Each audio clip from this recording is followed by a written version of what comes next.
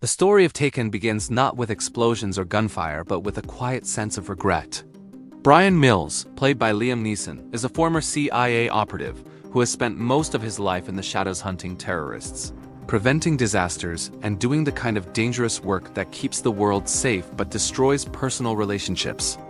His career cost him his marriage. His ex-wife has remarried a wealthy man, and his teenage daughter Kim lives primarily with her mother. Bryan now works low-level security jobs in Los Angeles, trying desperately to rebuild a relationship with his daughter and become the father he never had time to be. Bryan is overprotective, shaped by years of seeing the worst humanity has to offer. Kim, on the other hand, is 17, young, excited, and eager to experience the world. When she asks for permission to travel to Paris with her friend Amanda, Bryan immediately senses danger. His instincts scream that something could go wrong. Still, wanting to earn Kim's trust and affection, he reluctantly agrees after making her promise to call him the moment she arrives. At first, everything seems fine. The girls land in Paris and take a taxi to Amanda's cousin's apartment. But from the moment they arrive, subtle danger creeps in. A charming stranger named Peter offers to share a cab and learns where they're staying. Bryan, speaking to Kim on the phone back in the US, hears unfamiliar noises in the background. His instincts sharpen instantly.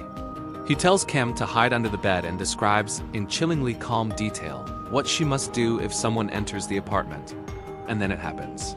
Through the phone, Bryan listens helplessly as men break into the apartment and kidnap Amanda. Kim whispers updates as she watches from beneath the bed.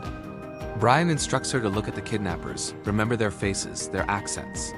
Seconds later, she is dragged out screaming. A man picks up the phone. What follows is one of cinema's most iconic monologues. Bryan explains that he possesses a very particular set of skills. Skills acquired over a long career, skills that make him a nightmare for people like them. He offers them a chance to let his daughter go. If they don't, he promises he will find them and kill them. The kidnapper responds with a cold, "Good luck." The line goes dead. From that moment, the film transforms into a relentless countdown. Bryan boards a plane to Paris immediately. Once there, he reconnects with Jean-Claude, a former colleague in French intelligence. Through contacts and sharp deduction, Bryan learns that Kim was taken by an Albanian human trafficking ring that targets young tourist girls. The window for rescue is brutally short after 96 hours. The victims are usually lost forever. Bryan wastes no time. He tracks down Peter, interrogates him, and follows leads to a construction site hideout. The tension escalates as Bryan infiltrates criminal dens, fighting and killing with precise efficiency.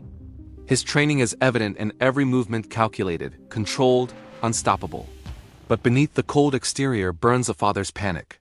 In one horrifying discovery, Bryan finds Amanda dead from a drug overdose. The traffickers had injected her with heroin to make her compliant. The sight devastates him, but it also hardens his resolve. This will not happen to Kim. Following a trail through the criminal underworld, Bryan discovers that Kim has already been sold at a secret auction to wealthy foreign buyers. In one of the film's most intense sequences, he infiltrates the auction posing as a buyer. He sees his daughter displayed, sedated and helpless.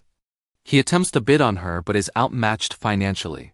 Still, he plants a tracking device on the buyer. The chase continues to a lavish yacht owned by a powerful Middle Eastern sheik who purchased Kim. The final act unfolds aboard the massive vessel. Bryan boards the yacht alone, eliminating guards with ruthless precision. Gunshots echo through polished hallways. The stakes are absolute. There is no backup, no second chance. Finally, Bryan reaches the room where Kim is being prepared for exploitation. She is terrified, drugged, barely conscious. In a fierce confrontation, Bryan kills the sheik and takes Kim into his arms. For the first time since the nightmare began, the tension breaks. Father and daughter are reunited. The emotional weight of that moment is immense. Kim, who once thought her father was merely overprotective and distant, now understands the depth of his love. Bryan, who feared he had permanently damaged their relationship, has proven he would cross oceans and dismantle empires to protect her. The film concludes back in Los Angeles. Bryan keeps a promise he made earlier, helping Kim pursue her dream of becoming a singer. He introduces her to a music producer, giving her a chance at the future she almost lost. The ending is calm, almost gentle, a stark contrast to the chaos that preceded it. Taken is more than an action thriller. It's a story about redemption. About a father who once chose duty over family, now given one final chance to prove where his true loyalty lies.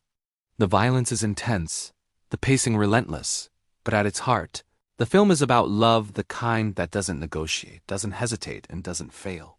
It begins with a phone call filled with terror and ends with an embrace filled with relief. And between those two moments lies a relentless journey of vengeance, determination, and a promise kept at any cost.